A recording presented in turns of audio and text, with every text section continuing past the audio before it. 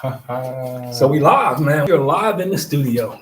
Getting ready to start another episode. We are on YouTube live as well now. Oh, I see Looks that. good, yeah. A little bit. It does Yeah, look so we got that. So we're on YouTube live, we're on Facebook good. live. I just want your face to be seen, though.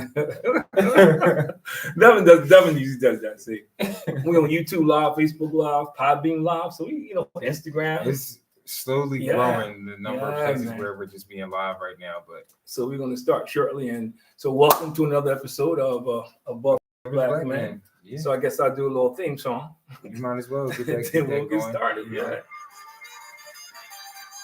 I need to show you. We need to just get the car, put it on there, and then just play through our speakers. All yeah.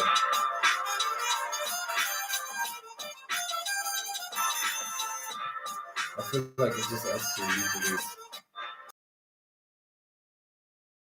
I just like playing around with it. Another episode of Above Average Black Men. Hey, we ready to roll tonight. Yours truly, Chris Pender Sr. and Chris Jr., where we're here to empower, inspire, and uplift the community. My brother is running a little bit behind right now, so I'm gonna steal a little bit of Devin's thunder, which is like, follow, subscribe, comment, share, give us feedback, show love, all of those things. Like, we definitely need kind of those interactions to help this page continue to grow here. So thank you for those who are tuning in or who are going to recap and watch later. And we're ready to jump into things tonight. Yeah, we're ready to roll, man. And again, Devin's not here, be here shortly. So tonight we're going to talk about your history does matter. And the question I have to go with is, does the lack of knowledge about history or your history contribute to the lack of self-worth, and the lack of respect for life that we see? So history could be history about relationships. It could cover the gamut of other things. What I think is appropriate to talk about. So yeah, I think it is certainly a topic that needs to be addressed because I think people tend to get misinformed when it comes to history nowadays. Yeah. It's funny, with all the technology and things that we have available, I think people are even more or less likely to research information nowadays. Or they just kind of take things at a surface level of what's presented to them and not even kind of going the extra mile and reading in between the lines or reading deeper into history. I think something that you said that's kind of important is like, man, history is so relevant, whether it is kind of with our identity, like with, slavery and civil rights and all those things, but then even on another level, like just past experiences that we've had kind of growing up, whether that's in your community or just with your peers or friends or in previous relationships. So I'm glad we're kind of talking about this tonight, and trying to find kind of, I guess, where's the best place to start when we're talking about this topic of history. And like, I guess, how important do you think it is to have a brighter future? Like, do you think it's like that people need to have a better understanding of their past or their history to have a more purpose-driven future? Yeah, I do, because I think, well, first I got to show off the new shirt. Oh yeah, I got to put. I was going to do that at at the end. Look, he's standing up. Yeah, we got the new shirts, man. Above Average Black Men. We got it. Hey, I love it right here. No to mediocrity. On the back. Purpose, power, and passion. Hey, you can get yours. Hit us up. We can get you one, man. Now we can get back to what we're talking about. No, I think we don't understand the importance of history, and I think it's on purpose. Because Napoleon Hill said, the people who don't know their history are doomed to repeat it.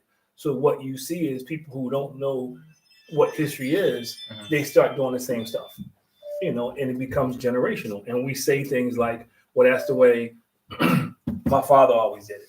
That's the way my mother always did it. Well, my family, this is what we did. Where I come from, this is what we did. And I think it plays a major role when I sit down and talk to couples in counseling. They don't know what each other's history is, and they wonder why they're having all these problems in a relationship. So history is important, man. Not only knowing it, but acknowledging it and understanding that it plays a role. So we can discuss it in a variety of ways. We can talk about it. History is, you should know your history and your culture. History and relationships. I think in the top 5 reasons why relationships fail, because you got 2 people, trying to be in this relationship. Neither knows about the other one's history, and you're trying to bring all this together, and things happen to bring out that history. and now you're dealing with it on the fly. History and how you conduct yourself. So I guess when you kind of brought up something in relationships, I think that's always an easy place for me to go. Like just kind of how important it actually is to look back at the history, whether it is of your partner or within yourself. I think sometimes people are scared of history. Like it's hard to kind of revisit the past, or even in some cases, people misremember the past or history or want to remember things differently. So I think when it comes to relationships and history, like it's cool, like it sounds good in theory, but I think the broader thing is like there's people just issues, they don't want to address those things. And it's funny because I used to tell the joke in my workshop. I said it's kind of like when you break up with somebody and you see them years later and they look good. You don't remember why you broke up with them, and then 10 minutes into the conversation, the light bulb comes on. Bang. Oh, that's why we're not together anymore. And so I think because you block out history and you just think of the good part, you don't think about the things that led up to it. And if I start a relationship first, it's important that you do, understand your history and understand the history of the person you're being with, because you're trying to put this life together now. But one thing kind of you also referenced or said, and even tied into the relationships a little bit, is like this notion of generational curses. Yeah. I think you made a reference to this, which is where people kind of know of things that happen or take place in their family history, but instead of taking action to change it, a lot of the times it's just this acceptance of that's just the way it is. Because we accept it. And for instance, if I was sitting down with a couple and we're having, I do want to say hi. Yeah, you just walk right in and say, what's going on? Make sure it's here. Just curious, what are some examples of generational curses? Can you give us some ideas of what they may look like? There might be people out there who don't know. That's a good. Yeah, I get generational curses. One of the things that couples, when I deal with couples, one of the issues that they have is if somebody's been molested or mistreated sexually, the other party doesn't know. So now you get married and you're wondering why he or she is not intimate. You're trying to be intimate and they have this block up because of something that happened to them was scar. And they're just not going to say it. They're not going to talk about it. Nobody talks about it. And then when you uncover it, a lot of times, somebody did it to somebody and somebody did it to somebody else. This is generational curse. And nobody talks about it. So it just continues. Hurt people hurt people. Right. That's just the bottom line. I mean, even I was going to take it to even with single parenting, you hear that sometimes where it's like, oh, well, my mom was a single mother. And you hear some of the times, well, oh, you're doing the same thing. Like, and then in that cycle of like, yo, we need to have a family or take this a different route. Or my mom told me all men are no good. My father was no good. His father was no. I mean, everybody, Uncle Benny name. So they just go into a relationship thinking, well, it's doomed. Inevitable is not going to make it. Yeah. Or I cast all the misgivings I have on you. Because every man in my family cheated. It's funny because out in the group, I was talking to somebody yesterday. I'm sorry, it's one of my sites. They're not looking, so I can say, and we're having the conversation. So she said, she asked me about the wedding ring. I said, yeah. I said, this represents 3 generations. It's why I wear it around my neck. It's not mine. It's 3 generations. My grandfather, my great grandfather to my grandfather, my grandfather to my grandmother. She left her mom, and I'm the 4th generation to have it. She says, man, the ring passed down 4 generations. Nobody in my house, marriage, don't even last that long. Yeah. And she said it like, hey. And like, that's okay. And, like, it's cool. And somebody else with her was like, yeah, I know what you mean. So that's generational because you, in your mindset, you already know. So you don't. Yeah. I mean, but what are ways that we change or counteract that, Well, I think you got to deal with it first. You got to recognize what it is and be willing to say, okay, first of all, just because it happened to my father doesn't mean it's going to happen to me. If you were able to see certain things that made it go wrong, you correct it. But you got to fight through it. You can't just accept it. A lot of times, generational curses come down to people just accepting it because it's been happening and refusing to fight for it and refusing to fight through it and refusing to say, you know what? Just because it happened to him, I'm going to give this person a chance. I'm going to treat this person and judge this person for who they are, not for what's happened to me in my past. you guys been dating, so you know what I'm talking about. You meet somebody and they all men. You don't know all men. Well, my last 5 boyfriends. Okay, well, maybe you just picked 5 losers. Yeah. So I think those things become generational curses because we pass on. Poverty is another one. Ain't nobody gonna be rich, man. Everybody in my family poor, so that's my lot in life. Nah. Or even like prison, like say like there's that generation of people who, well, my dad went to prison, his dad went to prison, and they almost kind of see no way out and kind of just. He turned a lie. He didn't turn a lie. He's sitting somewhere behind bars, serving 5 to 10. But it comes back to perspective, and I think a lot of times because we don't deal with our history. Like I say this all the time. I think one of the number one reasons why society's like it is now because we never get down to the root cause. We deal with the symptoms. We don't get down to the root cause. Like everybody's talking about gun violence. Oh, we got to get them jobs. No, that's a symptom of unemployment. Some people, everybody shooting people is not looking for a job. But because now look at all the jobs it's free now. So, but because of but that's what everybody's trying to treat it with jobs. Nobody's treating the root cause that this person just has no value of life. This person has low self-esteem. This person just his history probably because nobody nurtured them in his family. Or he or she was raised to think that it's just me against the world, and if you don't have value, why are you going to value somebody's house? Getting that person a job is not going to make that person, automatically just get value because they just see material things. So self-worth has a lot to do with it. And I think if you just like African Americans, if you keep telling somebody they came from slavery, that's the roots, there's no greatness in your family. That mentality becomes like, So that's my problem with most of the stuff that comes out when you want to talk about, like, I know we're talking about history, but when you talk about Black history, they always want to start with slavery when it's like because they don't know they don't know their history. That's why. That's what they were taught, and that they think that was the beginning. They don't think that this country was built. There were brilliant Black people, African Americans, contributed to this country. They don't talk about the slave ships that came here that overthrew the people on the ship and sailed off to a British island that they couldn't even conquer. But even a greater point that you made was like that the history didn't start there with slave ships. So there's way more history, prior to kings, queens. And I think Egypt, the pyramids, Imhotep, medicine, the father of medicine. So, but if you don't know your history. And I think it was on purpose. If you start somebody off thinking they came from nothing, right? And a lot of folk gravitate to stay with nothing. And that's how many times you heard. And I used to hear. I haven't heard it recently, but I used to hear this all the time. People used to blame stuff on slavery.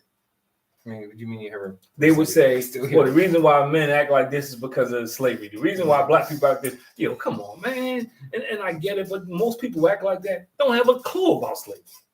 And I think that's kind of the intriguing part of this for me is like how many people use it for a crutch sometimes, but they don't really know or understand the history.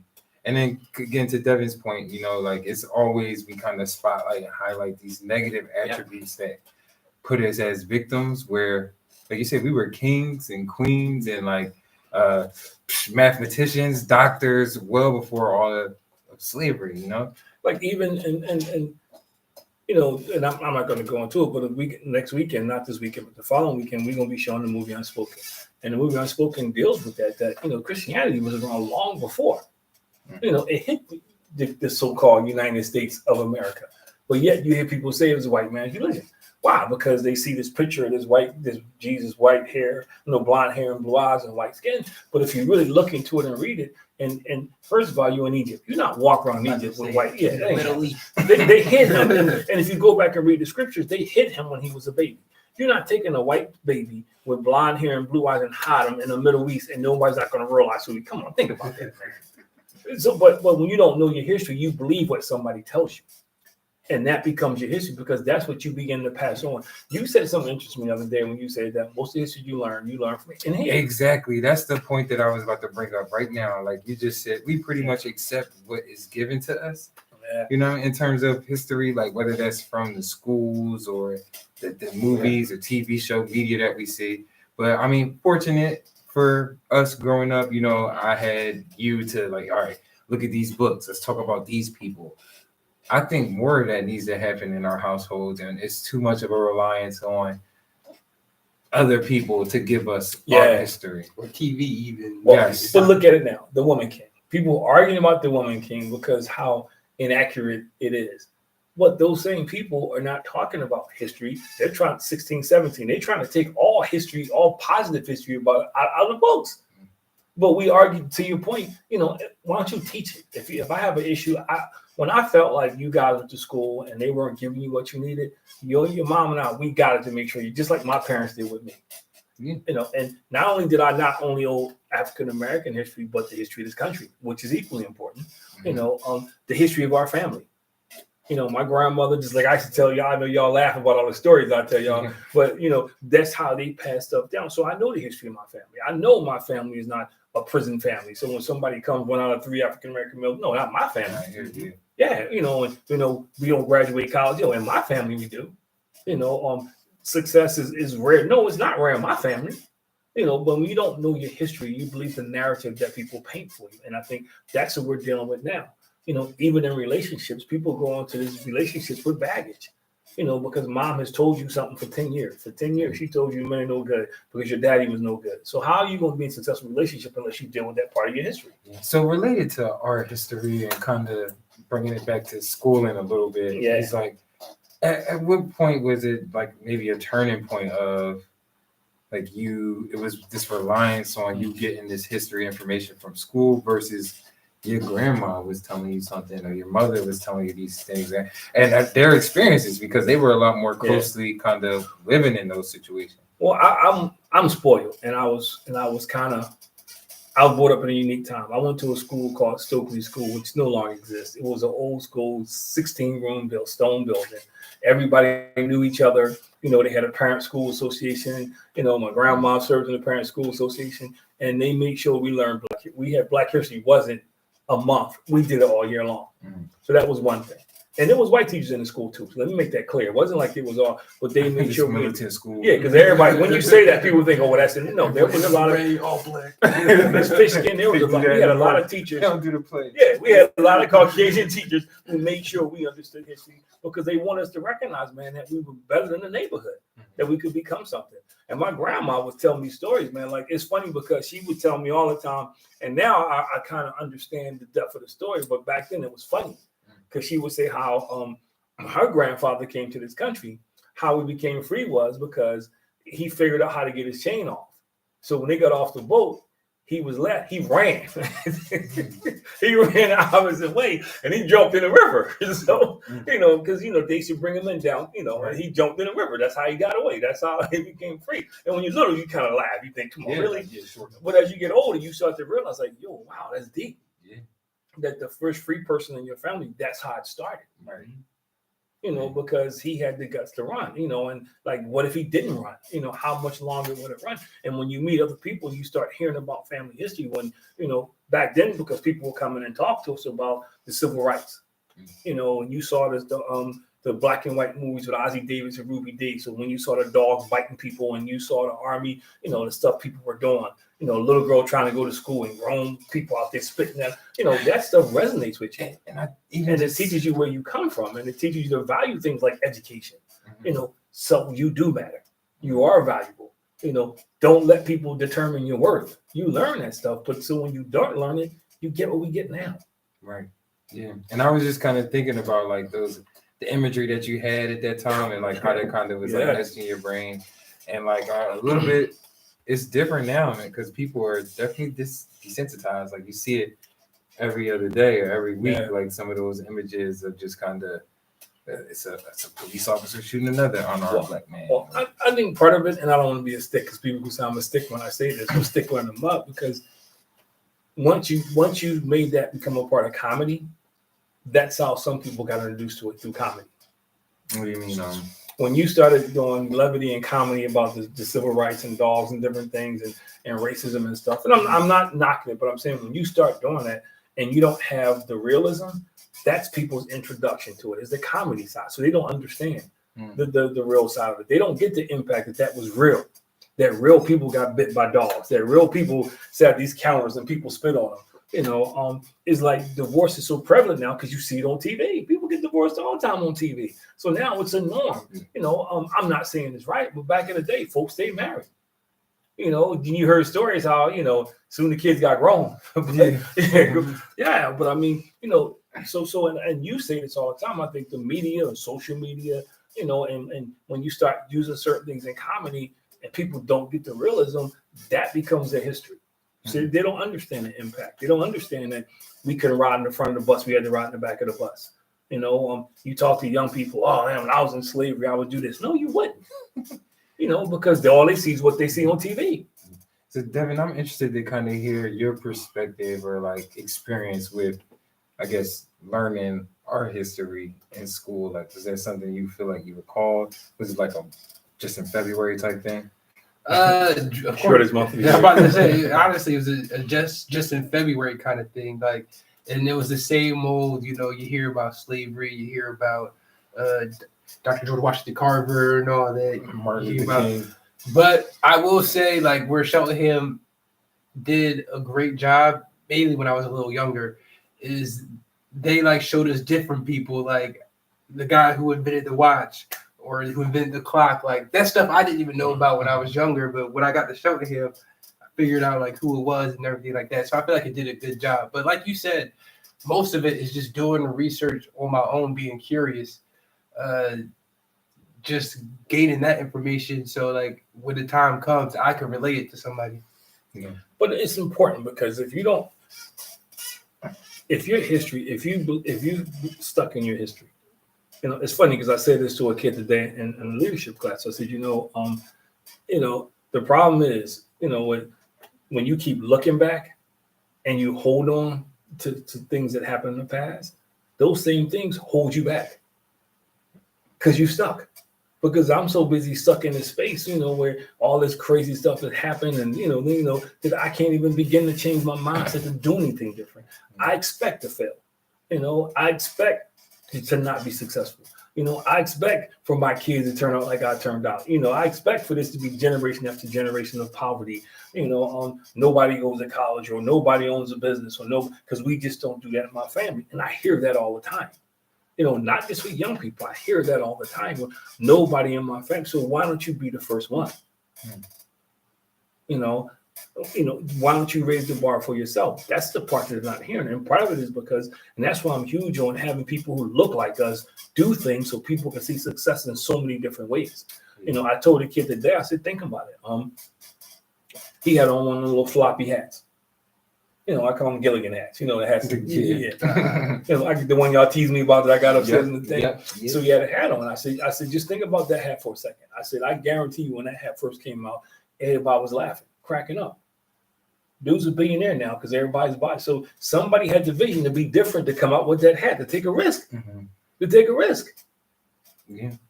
And kind of again, we're related to our topic of changing history. Yeah, just had some questions, I guess, that open for both of you guys here. Is I guess, what are ways that we can begin to, I guess, make history important amongst our community and like show them ways where it's beneficial for you to know these things in order for you to kind of, like you say, have purpose and have a better kind of vision for your future. So I think, you know, now I'm gonna go to Mackenzie. Because it starts with the parents. It starts with the school. I look at him at 3 years old, and I look at the stuff that he's exposed to. Like he watches this Motown cartoon, and it goes through black music and stuff like that. He's learning. You know, he watches this Black Inventors thing. I forget the name of this show that comes on. You know, but these little kids in African American. So he's learning now at that age. Yeah, and I think the reason I'm asking that and like really wanted to highlight that too is because there's the debate of, you know, what is being taught in the schools, and it's like, you know, at what point do we look at ourselves and be like, all right, we teach some things outside of the school clearly. Like, why can't we take the extra steps or times to teach them the appropriate history and things that we need to know? Because we don't see. This is, I think, it goes back to not knowing our history. Because, and I'm not saying we go back to this point in time. It just bothers me. We leave other people to teach us that. But when we had separate schools, you know, African Americans was very well educated. We had more doctors, we had more lawyers, we had more teachers. You know, it wasn't until we started relying on other people to educate us that we started sliding down the scale. Yeah. You know, it wasn't until we started getting into when we decided to bring these cultures together that they decided that they weren't going to teach us. And this is part of history. Mm-hmm. When they decided, okay, I got to have this black person in my class, but I'm not going to teach them the same I'm teaching. Hence, when you look at some of the AP classes out here, Exactly. some of them so it still goes on today. You know, so I think we were in such a rush to assimilate, to become a part of this culture, that we forgot about the things that made us great. We forgot about the things that were important, and we thought just becoming a part of a culture was going to change things. No, you still got to learn. Mm-hmm. You still got to aspire for greatness. You know, but if you don't know your history, you wake up one day and somebody tells you how, man, you know, I remember when blacks couldn't go to school with white. So you think you accomplished something because you're going to school with white people. You ain't learning nothing. But you think you accomplished something. We made progress. That's the narrative that you get when we have history. And that's where you can see some of these conversations and debates taking place where it's like, well, look, we at least got this now. Because all you learned was that we wasn't able to be in the classroom. We wasn't able to use a water fountain. Like you had to use separate bathrooms. So now when you see all the other things, like, oh, we don't have that anymore. Man, we got it made because I can go in the same bathroom. We got the same water fountain. I can get in the same line. We can go to the same schools, but we're not being educated the same. Basic human decency. Look at the stores in our communities and the stores in other communities. I hear when people see, it's funny because you know, when I talk to people, they don't realize that you can be black and be from Montgomery County too. So when Caucasians have this conversation, like I'm talking to a principal and she says, you know, she says, where you grew up at? I told her where I grew up. She said, yeah, but it's funny because she's in an African-American school. You know, it's funny how, because out in Montgomery County where I live at, we don't have that problem. You know, it's different out there. You know, so I'm laughing. So she's like, what's so funny? I said, well, actually, I live in Montgomery County. And he started looking on her face. Yeah. And we do have some of those problems. They just assume, though. But they assume that it's like, you know, and I think that's still a narrative amongst us. We do the same thing. We make certain assumptions based on zip codes or appearances, and instead of focusing on the more serious matters. Like, you know, education is key.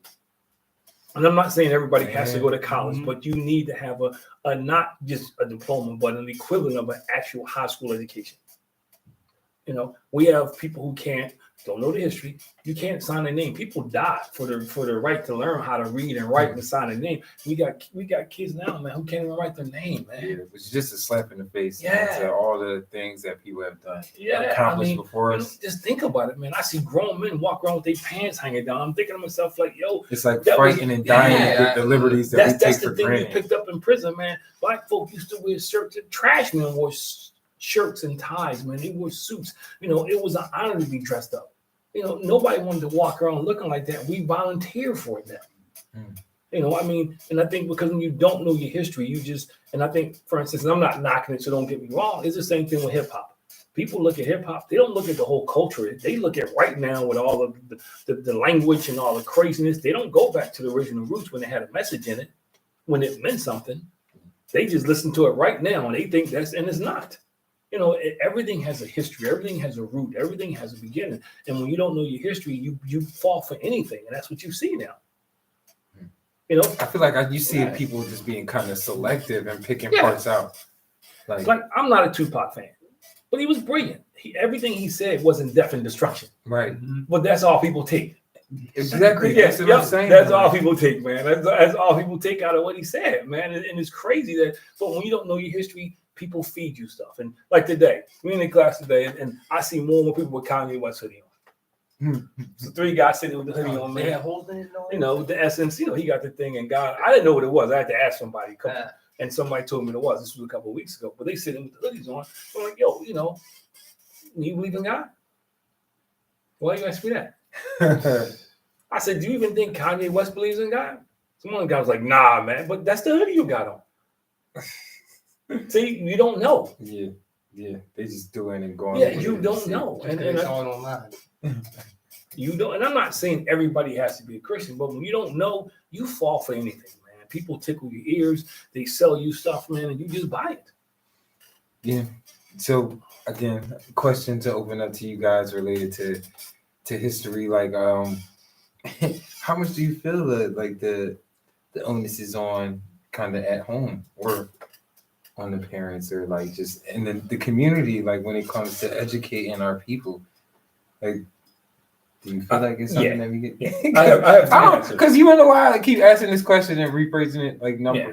Because again, it bothers me when I look on TV and they're like, "Oh my gosh, I can't believe they're not teaching this in the schools, or they're doing this in the schools." And I feel like there's way too much reliance on what they think the schools are. You want the school to like the schools like I have 3 answers. I mean, it should be a part of school curriculum because that's a part of education. Yeah. However, when you realize something is not happening, you have to fill the gap in. You got to stop saying it should be happening, it's not happening. And you know me, I always say something that's controversial. Crazy. Why can't churches have Black libraries? Why can't churches, just like you teach Bible study, why can't you teach African American history to your kids? Why can't you just say, hey, this is, that's not, I'm just saying, you can do that. You can go to whatever few libraries are left. You can, hey, invite some kids, take them to the library. We're going to do something in the library. Get somebody in your community, sponsor an African American reading club or something, or highlighting it. So there's things you can do in your community. As a parent, if you don't know, find out. I mean, the crazy thing about now is you would think with all the access we have to information that we would be smart. But yeah. You ain't got to know. You can fake a 3-year-old by just zooming up your phone and start reading it. So we can do it. But the object is, the question is it important to you? How important is it to you to know your history? How valuable is your history to you? And to a lot of people, it's not. To me, my parents have meant everything to make sure we know, man. And just like you guys did, we had assignments in the summertime. We just wasn't running around playing around, man. Summers. We'd be talking at dinner time. We'd be having these conversations at dinner time. My father was one of the first African American park guards. And that was when Philly had 2 police forces. They had the park police and they had the city police, and they were both legitimate police departments. And Rizzo decided to merge them together because he was a little jealous of the park police. But he was a part of that. He was a part of that history. I think it's so funny because Cornerstone, when they had they opened up daycare, when they first started this thing called daycare, little history, for you, I was the first one to enroll.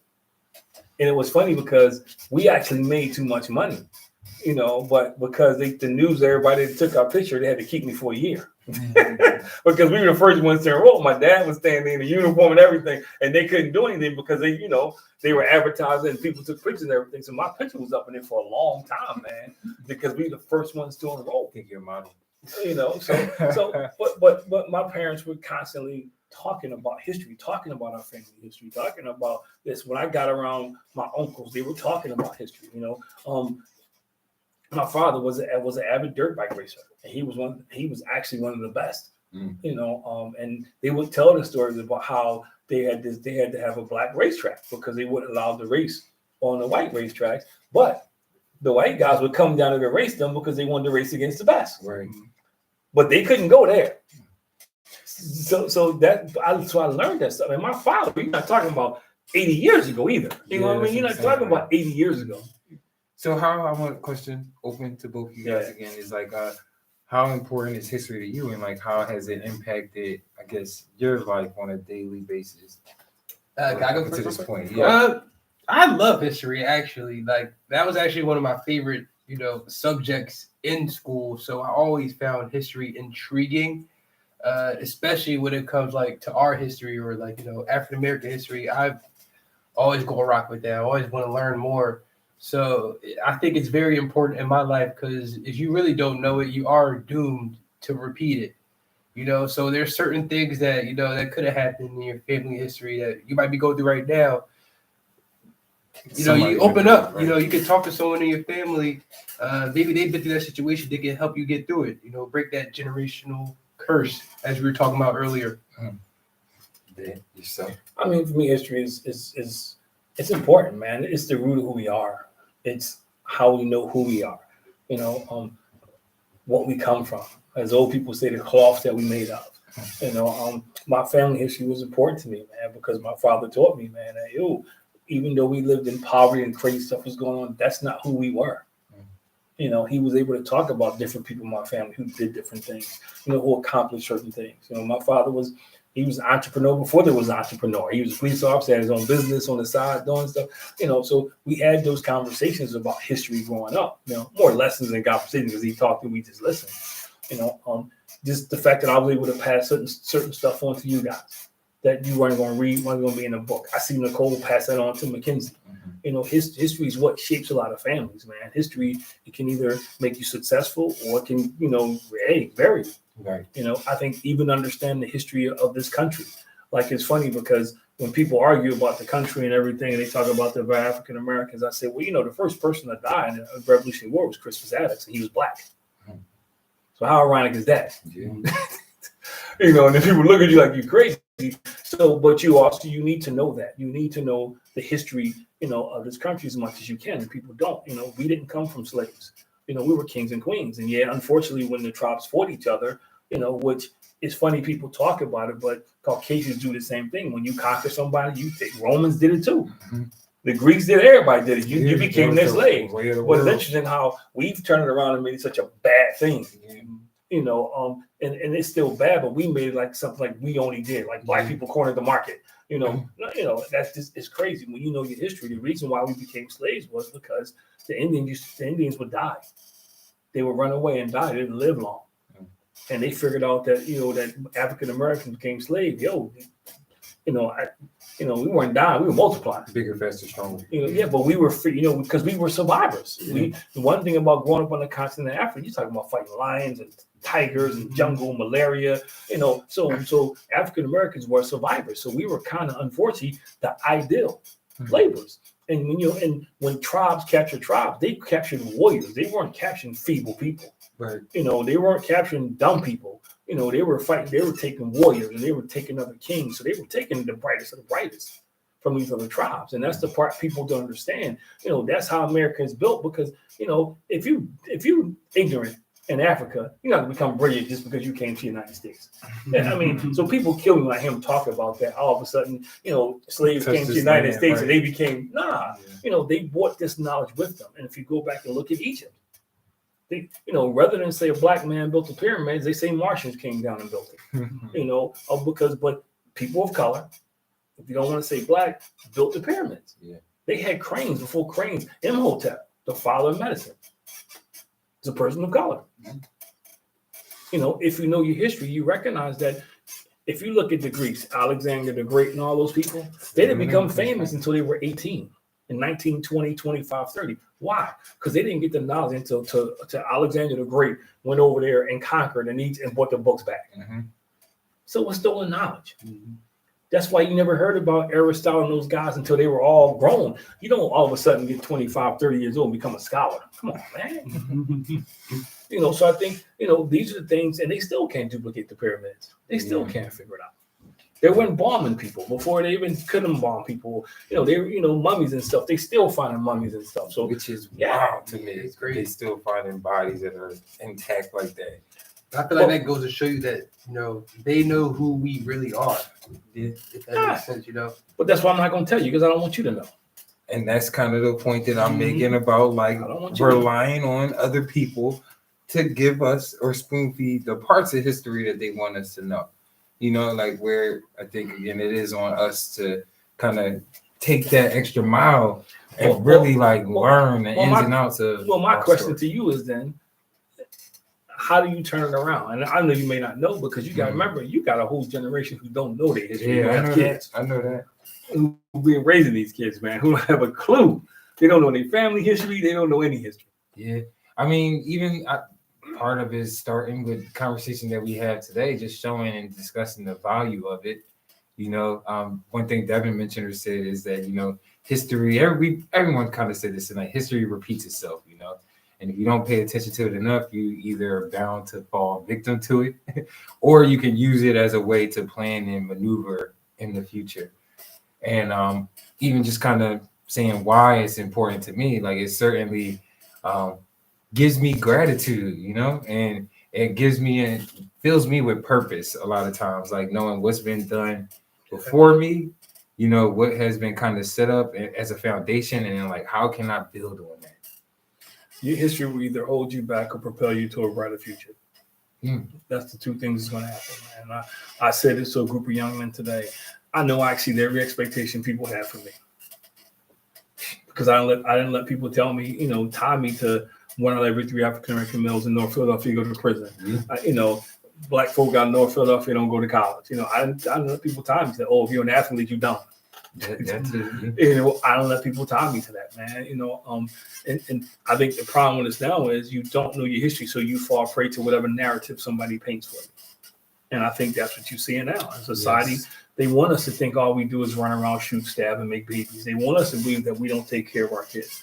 They want us to believe that we don't finish anything we start. Mm-hmm. They want us to believe that if we move into a neighborhood, we don't tear it up, or we don't tear it down. And we feed into the narrative. Why? Because my father was like that. My grandfather was like that. Everybody I know was like that. People. You need to start changing your circle. And you hear it more often than not. I hear people say, well, you don't understand. Everybody in my family did. Everybody in my family never did. You hear it over and over and over again. And it's like, why do people accept that, you think? Like, accept those? Because it's easy. It's easy. It's easy to be the victim. It's easy to be the victim, and it's easy not to try. See, if you don't try, you can't fail. But it's like, again, I always kind of bring this up, like, because it is intriguing to me to think about when did that switch hit? Just when people, our community at some point in time was filled with a lot more people that were kind of willing to put in some work and effort, and it just kind of boom. Well, I don't think it's a question of the switch hitting. I think, like anything, just over a period of time, it gains momentum. It gains momentum. And if you let's go back to slavery, since we're talking about history, and they pitted the house Negro against the field Negro, the light skin against the dark skin. Yeah. It kind of started there, because now we so busy fighting each other. Neither one of us have anything, but we fighting over scraps. And that's still the same mentality we have now. We couldn't see value in each other as a people, So how are we going to see value as a whole? Mm-hmm. Then you move a little further, because I let a few y'all in this neighborhood, so you start talking about those folk in that neighborhood, because they come from there. They come from those people. Well, you one of those people, So if it's been slowly happening over a period of time, I leave a neighborhood, I'm not going to do anything back in that neighborhood. I'm just going to talk about the neighborhood. How bad the neighborhood is, but what do you do to give back? I take it back again. How many people actually mentor or disciple or spend time with or go into a school, read a book to a kindergarten? But we talk about how bad the education system is, but you don't volunteer 10 minutes to go and read a book to let them see a black man or black woman reading a book. Let them see a black doctor, a black lawyer, a black professional. Right? Yeah, but you complain. So it's been happening over a period of time. What you see now, as a result of decades and decades and decades, is just coming to the head of the needle, so to speak. Yeah. And what you see is less and less, fewer and fewer people care, because I got mine. And I just kind of thinking, historically speaking, I'm thinking of like Black Panthers and just how community involved they were, and like how much of a tight knit group they were. Any Black Wall Street, because you know your history. But I've gotten to so many discussions, because when Beyonce had the Bush and the Black Panther thing, she did it during the Super Bowl, and people went on a narrative. They saw the Black Panthers was this radical movement. Yeah, they didn't see the whole thing, how they started after school program. Yeah. They were feeding people, and they went a little too far over, but they became violent because they started to fight back. Yeah, that's what they said in Black Messiah. Yeah, they was like, yo, finally, and the guy who, one of the key figures in the Black Panther, was part of NAACP. He was part of the whole Martin Luther King peace thing. He got tired of getting beat up. He got tired of getting smacked around. He's like, yo, we got to fight back. Right. But it wasn't like they were walking around trying to kill. No, they started these programs, and they were doing a lot of good stuff. But people don't know history, only know the other side of it. Mm-hmm. They know the militant side. Yeah. They're not telling you about all the good stuff they did in the community. But hey, they'll tell you what some good KKK people did, what some good old Caucasian people did. They will share that with you in a heartbeat. Well, you hear it all the time. Somebody could commit this heinous crime and they'll find something good he did, but he did this. Right. He was on honor roll in kindergarten. Yeah. You know, he just shot up 50 people. Well, when he was in school, he was a Girl Scout. So I black woman across the street. Yeah. so I think it's been happening over a period of time. The question is, how do we stop it? You know, the question is, how do we give people a conscience to care about where they come from? Like I say this all the time. This right here shouldn't be an anomaly because you got a father and his 2 sons. And everybody comes on the show says the same thing. It shouldn't be like that. Yeah, I mean, but it certainly it starts with us, and hopefully it can become like a snowball effect. And then something that you referenced or said too is like people that look like us coming back to those places, you know. But we don't support us. Yeah, so we don't. That's another reason why things we'll cry about it, but we don't physically do anything. There'll be an Asian business on this corner, black business on this corner. We all go to the Asian store. And then we say, well, the black guy's price is too high. But you robbing him. You stealing him. He got a higher security guard because you robbing him blind. What about the prices? You robbing him blind because he got to go, you know, because he got a higher security guard. Yeah. You know, or you go shop in the store where they don't like you. So I think, you know, I mean, our pride is. We got to do better at supporting each other. That's all it is. We do. And I'm not saying it because of the show, but everybody says, yeah, but they don't support this show. A lot of people don't support this show.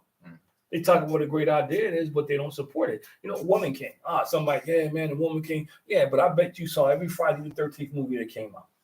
Yeah. You saw every Tyler Perry movie that came out with Medea. And I'm not knocking it, but yet you won't go see this movie because all of a sudden somebody told this movie was a street. Come on, think about that. I think that's what's historically missing from us, though. Yeah. It's like that. It's crazy. That sense of community and support each other and when you see somebody doing wrong type thing, but you know, there's plenty of people that are doing great things out here, which is why we came up with this show in a way. But like, we just need more of us supporting each other, and I think that is how we elevate our community. Whether that's our businesses, whether that's the schools or community programs. And then the other side of history is like the movement of Martin Luther King.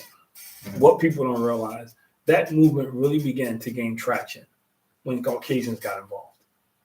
When they saw on TV, the bridge, the Selma, when they saw that was strategic, and Catholics got involved, Jewish people got involved, all these different Caucasian people got involved. That helped propel the movement to another level because now it became almost a social conscience. Not everybody, but people had an awakening when they saw that. You know, so history works both ways. You know, and that's but when you don't know your history, somebody can come along and tell you, well, all white people are this, all white people are that, and you buy it. You know, so that's why it's important, man, that you know your history, because you know there's plenty of things in history or examples in history where we had to work together. Yeah, that's 100% true. And I think, but that's when you don't know your history. Like the Quakers helped a lot of slaves. You know, they did. They helped a lot of slaves, man. Amish people, Quakers, they helped a lot of slaves to freedom. People don't talk about that. Dude. It's actually funny. It don't fit the narrative. Wouldn't have guessed that either, you know. But the Underground Railroad, they hid, not all, but they did. They hid slaves and different things, man. And, you know, they did stuff like that. Enough of them, you know. But it lets you know, like, yeah, there's allies out there. But you wouldn't know that unless you really study and look into history. Like, and that goes to what I was saying earlier about people kind of being selective or just finding enough to fit their narrative. Or to what they want to have their perception be or fit, you know? Well, but look at, but even with the stuff we support, you take a black guy and you put him in a pimp, you make him something crazy. It's a hot movie. You make him a scholar, folk ain't rush. Come on, man. You know, we talked about this last week when Bishop Coleman was on here. It's like when I talk about fatherhood, people talk about the Cosby like that ain't true. I mean, more and more people now are starting to accept it. But years ago, come on, man, that was a fantasy. That wasn't real. Nobody got no black dad for a doctor, but let alone they together. They live in a house. They professionals. You know, that's not real. Kind of in line with our topic of history, and I think maybe we should start maybe kind of to contribute to that. Have a history fact or something that we put out at the end of the week or at the end of the episode. But even in relationships, I can't say this enough. It's important that you understand, man, that you know the history of people. It doesn't matter when you get into a relationship. If you get somebody that's wounded and hurt, that's been through a lot, man, and you know just because they get into a relationship, they're not going to be healed, and now you got to deal with it. That's a tricky one, man. I think, man, we probably should cut our conversation a little bit earlier to get into this one too, about the history of relationships. But you need to know that. Yeah. That's a tricky line too, because it's like one of those things where some people, I mean, like, their past is the past, and like you would hope that they maybe have learned from some of those things, right? Yeah, but for instance, if I was dating and I met this girl, I would want to know if she's a pyromaniac. I mean, true. But what if you only burned one house? I would want to know if her past 6 boyfriends died mysteriously. Like I would want to know that. She burned 2 out of 6. That's okay. I don't want it to be 3 out of 7. I just think I hear you. I'm not saying that you got to get every sort of detail, but I think it's important. If, for instance, people grow, people change. Yeah, people grow, but there's still tendencies that I you have to be careful of. I'm just saying, and you do, but you like. I look at your mom and I. This is the perfect example. I like to think I changed the group. Your mom and I, we're a perfect example because my family holidays was always huge. It was a big deal for us. We had the tree we got a lot of gifts. That was huge for us. We made sure. I remember when I was in college, one of my brothers was in the Air Force. Jay was in the Air Force, and Mike was in the Marines. They were in the reserves, but they were away. And I remember we all made it home at Christmas time. We all made, and I was playing in the tournament. We all made it home at Christmas time. It's always been a big deal to us. Holiday time has been huge. It's always been about family, and it's been huge. Well, when I got married, it wasn't like that with your mom. It just wasn't the same. Smaller events, and they didn't. It wasn't really. They weren't doing a lot of. It just wasn't. I mean, I like it like that. So I had to adjust to that. And it wasn't just because I didn't know that going in. Even the way you raise kids, that stuff is important, man. The history, man. If you the kind of person, the history with that, if y'all never had kids before. But how? Let me tell you something. You can look at somebody's mom, and this is the truth. You can look at somebody's mom and get a good idea. What you get. You can because it's not 100% proof. But most times, but history matters. Parents and they don't want to be like that. They want to go another sometimes. But for instance, if you believe in spanking, whooping, because you got whooping, you got tore up. That made it seem like you got a bunch of them. You got tore up. So that's your philosophy. You never talk about it. You get married. The first time your kid do something, you ready to go in, and then she's talking about, well, no, we want to put him in timeout. See, look. So history. I'm not saying everybody's gonna do, but that stuff is important, and we don't. If they come from a history with nobody, where they just spent money. They just bought. Everybody was broke all the time, but they had the latest gear. They had all, but you didn't know when you flipped the switch if the light was gonna come on. You didn't know what was gonna be in the refrigerator. If that's somebody's history, they're accustomed to that. You need to know that because now you're trying to save and they trying to spend. You're trying to say I'm thinking about a future, and I'm living one day at a time. I got it. You earn it, I burn it. That stuff matters. And you, so it does. I'm not saying every sort of detail, but people's history.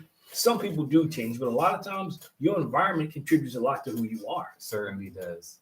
Yeah. So how you view relationships? If I view a relationship that all men are entitled to cheat. Look at stupid Herschel Walker. He just talks about he down bad. Like, come on, man. Why would you use the analogy of a bull? I didn't even hear what he said. Oh, I didn't hear. He was trying to justify because they were getting about the relationships and all that thing. And you use the analogy of a bull. A bull will stick anything because that's what it's supposed to do. Man, my goodness. But see, because he believes that. That's embedded in him. He's a crazy dude. Yeah, but it's embedded in him. His brain is not working. But it's embedded in him, man. And thank God his kid's being raised by somebody else. Woo! But what do you think he passed on? What do you think he gonna pass on to his kids? Let's look at racism. Racism is typically passed down.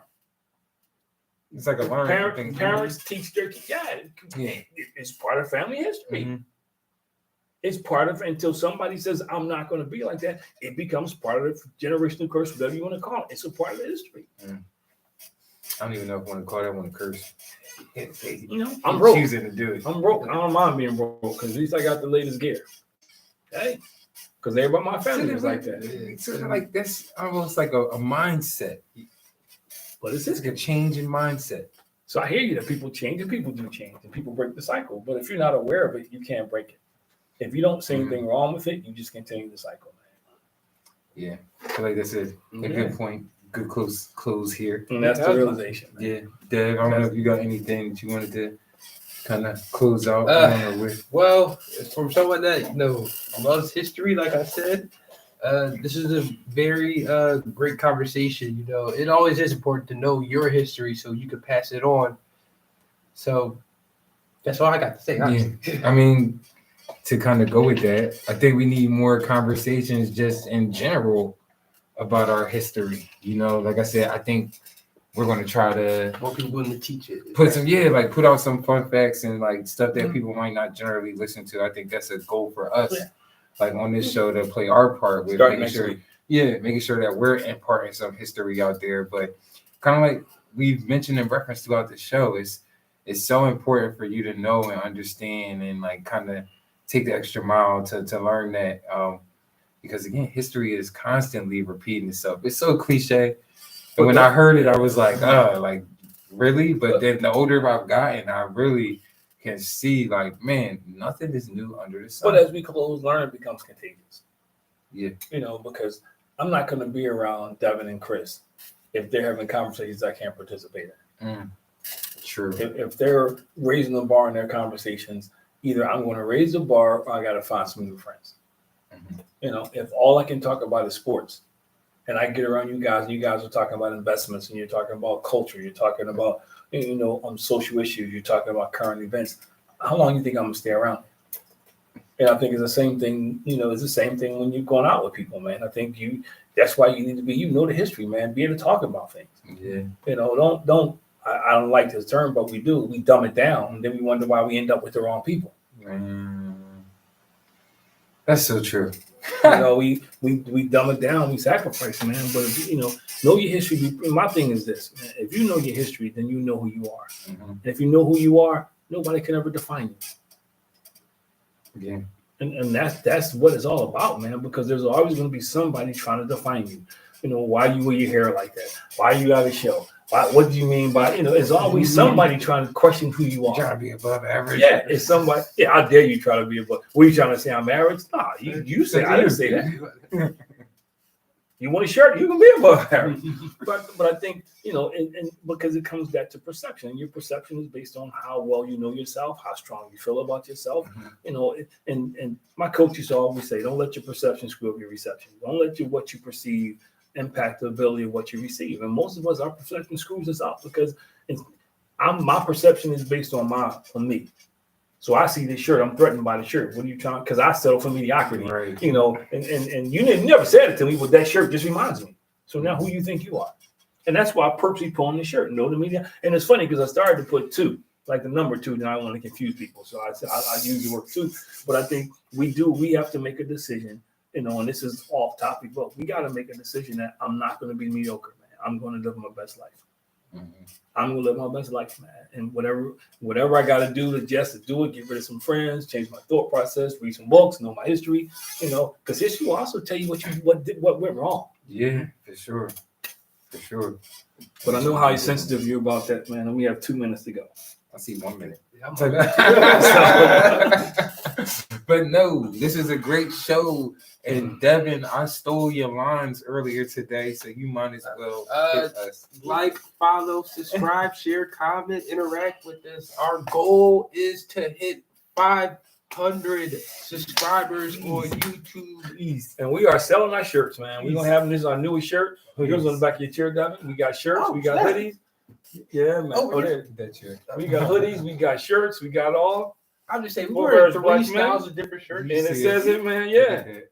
No to mediocrity. And on the back it says, you don't got to do that. I could just turn it around. I want to show off the muscles, man. I've been working out, man.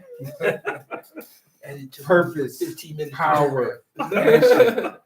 Yeah, man. So, hey, thank you for checking us out. Devin, tell them again, man, what to do. Like, follow, subscribe, share. Above Average Black Man. We're on Instagram, YouTube, Facebook. Above Average Black Man, A2BM. Yes, empower, uplift, inspire the community, y'all. Join the movement. Yeah. I like that. That was He already sweet. had it. That was sweet. You gotta have it. I need to get it on the card and just like we'll do that.